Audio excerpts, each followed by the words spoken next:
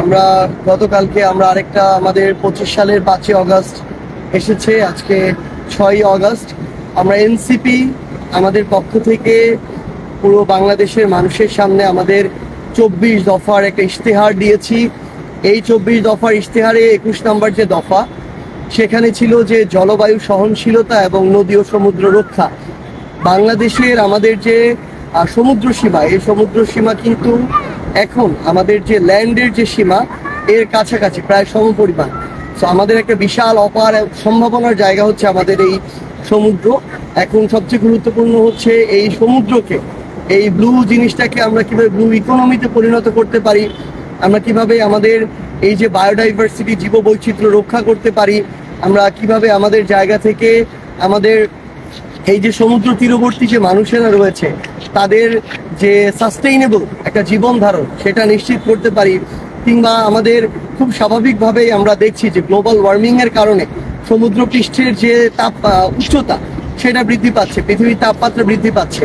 তো এর ফলে কিন্তু আমাদের সমুদ্র উপকূলীয় বিশাল একটা জনগোষ্ঠী অদূর ভবিষ্যতে, আমরা যেটা প্রত্যাশা করি না তেমনটি হতে পারে যে সেই আমাদের ভূমিগুলো কিংবা বসত বাড়িগুলো সমুদ্র গর্ভে চলে যেতে পারে। তো সেই জায়গায় আমাদের প্রয়োজনীয় ব্যবস্থা নেওয়া এবং আমাদের এ সকল জায়গা থেকে সরকারের কিছু গুরুত্বপূর্ণ দায়িত্ব রয়েছে। যেমন এই যে পূর্বাভাসগুলো দেয়া হয়, এগুলো যেন অন্তত একটা নির্ধারিত সময়ের পূর্বে দেয়া হয়, যেন এর ফলে মানুষের যে ক্ষয়ক্ষতি হওয়া এটা যেন কমে আসে। ওইটুকু জায়গায় আমাদের সক্ষমতা অর্জন করা প্রয়োজন। আমাদের এই সমুদ্র, আমরা এখন কক্সবাজারে আছি, এই সমুদ্রটাকে যেন আমরা আমাদের সম্পদে পরিণত করতে পারি।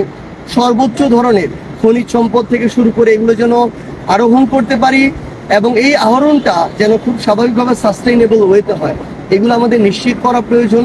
এবং আমাদের দিন শেষে যদি আমরা আমাদের নদীকে রক্ষা করতে পারি, সমুদ্রকে রক্ষা করতে পারি, আমরা মাছে ভাতে বাঙালি বলতাম নিজেদেরকে, সেই আমাদের মৎস্য সম্পদের যে বিশাল এক আধার সেটা কিন্তু আমাদের নদী এবং সমুদ্র, এবং আমাদের যোগান আসে এখান থেকে। সো আলটিমেটলি আমাদের সব কিছু, জীবন ধারণ, চলাচল, বসত বাড়ি, খাওয়া দাওয়া, লাইফস্টাইল আমাদের নদী এবং সমুদ্রের সাথে জড়িত। আমাদের এই জন্য আমরা মনে করি যে আমাদের এই টেকসই নদী এবং সমুদ্র আমাদের দরকার। এবং দিন শেষে আমাদের এই যে জলবায়ু, আজকে আমরা দেখতেছি যে কক্সবাজারে যেখানে সেখানে কয়েকটা ইট পাথর বালি এনে বিভিন্ন বিল্ডিং তুলে ফেলা হচ্ছে, কোনো ব্যবস্থাপনা নাই। যেখানে সেখানে মানুষ জমি দখল করছে, যেখানে সেখানে সরকারিভাবে সরকারের বিভিন্ন লোককে টাকা দিয়ে অবৈধভাবে লিজ নিচ্ছে।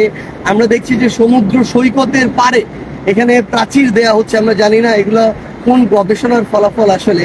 তো এই যে অব্যবস্থাপনা, আসলে এই অব্যবস্থাপনা থেকে আমাদের অন্তত যেগুলো পর্যটন কেন্দ্র আছে, আমাদের প্রাকৃতিক যেই নৈসর্গগুলো আছে বাংলাদেশের গুরুত্বপূর্ণ, সেগুলোকে আসলে রক্ষা করা প্রয়োজন।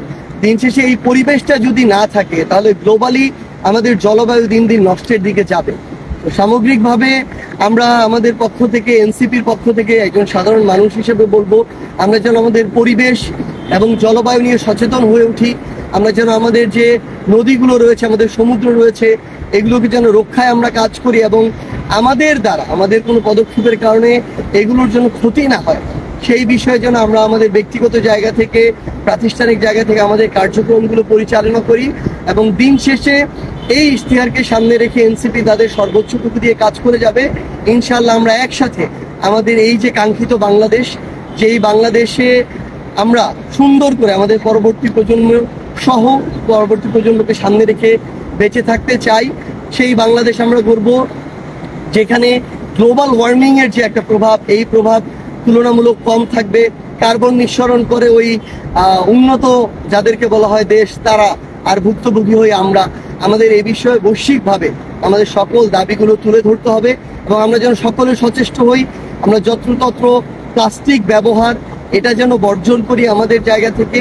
এবং আরেকটি গুরুত্বপূর্ণ কাজ হচ্ছে এই যে অব্যবস্থাপনা, জমি দখল, মানে সমুদ্র পারে কে কতটা জমি দখল করে কি ধরনের রিসোর্ট তৈরি করবে, কি করবে, কে হোটেল দিবে, এগুলোর প্রতিযোগিতা চলতে থাকে।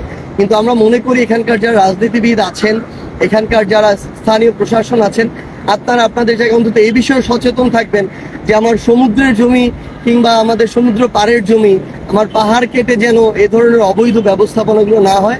আমরা ইনশাআল্লাহ একসাথে আমাদের সুন্দর যে বাংলাদেশ, সেই বাংলাদেশ গড়ে তুলব। ইনকিলাব জিন্দাবাদ।